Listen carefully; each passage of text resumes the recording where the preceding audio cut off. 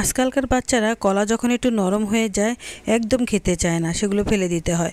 ওরা অল্প একটু নরম হলে পুরা কলাটাই ফেলে দেয়। কি হয়েছে বুঝি না। আগে দেখতাম ছোটোবেলাতে যখন দেশে ছিলাম তখন ছোট ছোট বাচ্চাদের হাতে মারা যখন একটা কলা দিয়ে দিত, সেটা যদি নরমও হতো ওরা কি সুন্দর করে খেয়ে ফেলতো, একটুও ফেলতো না। আর এখনকার বাচ্চারা এত আধুনিক হয়েছে যে খাবারের প্রতি ওরা অনেকটাই অবহেলা করে। তো যাই হোক, আমিও নাছোড়বান্দা, আমিও ছাড়বো না। আমি কি করতেছি সেটা এখন আপনাদের সাথে শেয়ার করব।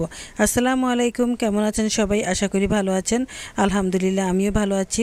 আমি কিভাবে ওদেরকে ছেড়ে দেবো বলেন? এত একটা দামি জিনিস, এই কলাটা তো টাকা দিয়ে কিনে এনেছে, তাই না? ওরা তো সেটা বুঝতেই চাইছে না, কারণ ওরা তো এখনও টাকা উপার্জন করেনি। তাহলে না বুঝতো যে টাকা উপার্জন করতে কত কষ্ট। তো আমি এখন সেই নরম কলাগুলোকে, মানে একটু নরম হয়েছে, এরকম বেশি নরম হয়নি, তারপরে এগুলোকে আমি চটকে ভর্তা বানিয়ে নিয়েছি। আর সেখানে 2 চামচের মতো চালের গুঁড়া দিলাম, আবার 2 চামচের মতো আটা দিলাম, তারপর আবার 2 চামচের মতো চিনি দিয়েছি, আর স্বাদ মতো একটু লবণ দিয়েছি। দিয়ে এগুলোকে ভালো করে মাখিয়ে তারপর আমি কিছুক্ষণ রেস্টে রেখে দেব।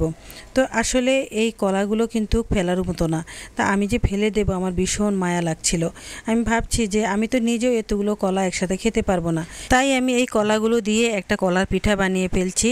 কিন্তু আমার বাচ্চাদেরকে কিছুতেই বলা যাবে না যে আমি নরম কলা দিয়ে কলার পিঠা বানিয়েছি, তাহলেও কিন্তু ওরা খাবে না। ওরা এতটাই এরকম, কি বলবো আসলে। আজকালকার বাচ্চারা না নিজের মর্জিতে চলে, মানে কি খাবে না সেটা সব কিছু ওরা ডিসাইড করে। আর আগেকার সময় দেখতাম আমরা বড় হয়ে যাওয়ার পরও আমার বাবা মাই ডিসাইড করতো যে আমি কোনটা খাবো আর কোনটা খাবো না।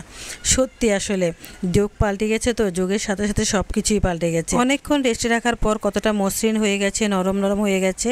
আর এখন এগুলোকে ভেজে নেব। সত্যি বলতে আমি কিন্তু অনেক সময় ভালো কলা দিয়েও এই পিঠাটা বানাই, কারণ এই কলার পিঠাটা আমার খেতে অনেক ভালো লাগে আর আমার হাজব্যান্ডের অনেক প্রিয়।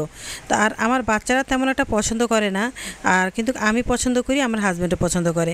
এই জন্য মাঝে মাঝে ভালো কলা দিয়েও আমি এভাবে কলার পিঠা বানাই। ছোটোবেলা যখন গ্রামে ছিলাম তখন দেখতাম মানুষের খাবারের কত কষ্ট, কত মানুষ আছে খাবার পায় না। সেই সবগুলো দেখে আমি বড় হয়েছি।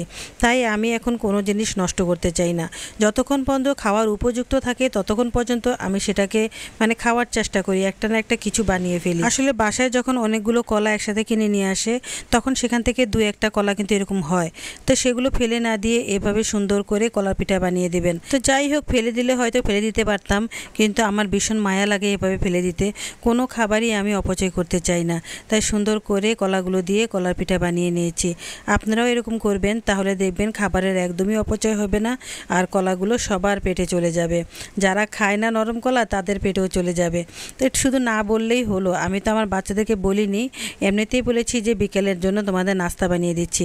মাঝে মাঝে ভালো কিছু শেখাতে হলে একটু মিথ্যে কথা বলতে হয়, কিছু করার নেই। বাচ্চাদেরকে যদি একটু এভাবে না শেখাই তাহলে ওরা খেতে চাইবে না, ওরা সবসময়ই অপচয় করবে। ছোটোবেলা থেকে বাচ্চাদেরকে শেখাতে হবে খাবারের কোনো রকম অপচয় অথবা অবহেলা করা যাবে না, কারণ খাবার হচ্ছে সবচেয়ে বড় একটা আল্লাহর নেয়ামত।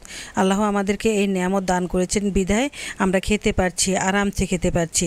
তো যাই হোক, এখন পিঠাগুলো তুলে নিয়েছি, দেখেন কত সুন্দর হয়েছে, অনেক ক্রিস্পি হয়েছে, খেতে অনেক মজা হয়েছিল। তো ভালো থাকবেন সবাই, আজ এই পর্যন্তই। আবার দেখা হবে নেক্সট ব্লগে। আল্লাহ হাফেজ।